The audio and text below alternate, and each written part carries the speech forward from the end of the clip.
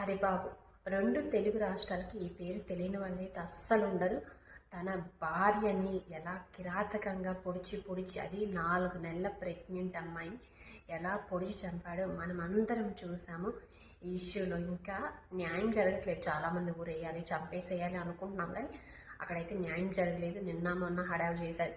వైష్ణవి వాళ్ళ హస్బెండ్కి హరిబాబుకి బాగాలేదు, ఐసీయూలో ఉన్నాడు. అమ్మయ్య తగిన శిక్ష జరిగిందిరా, మనం అందరం ఇంత అనుకున్నాం. అమ్మయ్య కర్మ వెంటనే వెంటాడింది వాడిని, చూడు ఎలా జరిగిందో అని మనం అనుకున్నాం. కానీ ఏం లేదు. 4 రోజులు అలా ఏదో ఆ టెన్షన్కో అది భయానికో ఏదో ఐసీలో ఉన్నాడు, అంతేగాని ఏం కాలేదు, బాగానే ఉన్నాడు. ఇప్పుడు అంటున్నాడంట కొన్ని సోషల్ మీడియాలో నేను వింటున్నాను, వైషు నాకు కావాలి, వైషు దగ్గరికి నేను వెళ్ళిపోతాను, వైషు లేకపోతే నేను ఉండలేను.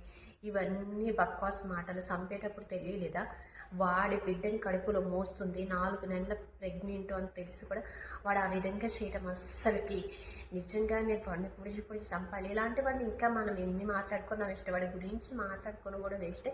అంత బక్వాస్ నా కొడుకు అని చెప్పాలి నిజంగానే. ఇంకా మనకి శిక్ష వేయకుండా వాడిని పోలీస్ స్టేషన్కి దింపడం, హెల్త్ బాగాలేదని హాస్పిటల్కి దింపడం, వాడేదో ఇప్పుడు అమ్మ రియలైజేషన్ అయినట్టు ఇవన్నీ క్రియేట్ అవుతున్నాయి. కానీ అదేం లేదు. నిజంగానే మనమేమి కంగారు పడొద్దు, వాడేమి మారడు, వాడేం లేదు. నిజంగానే అంత మారేవాడైతే ఒక ఆడపిల్లని పట్టుకొని, కడుపుతో ఉన్న పిల్లని పట్టుకొని ఎప్పుడు అంత కిరాటకంగా అయితే పడవడు. ఎందుకంటే మనకి చిన్న దెబ్బ తగిలినా, ఏదన్నా చాకు తగిలినా, కోసుకున్నా, లేకపోతే ఏదో ఒకటి మనకి చాకు ఇట్లా కోసుకుపోతే ఎంత నొప్పిలో ఇస్తుంది.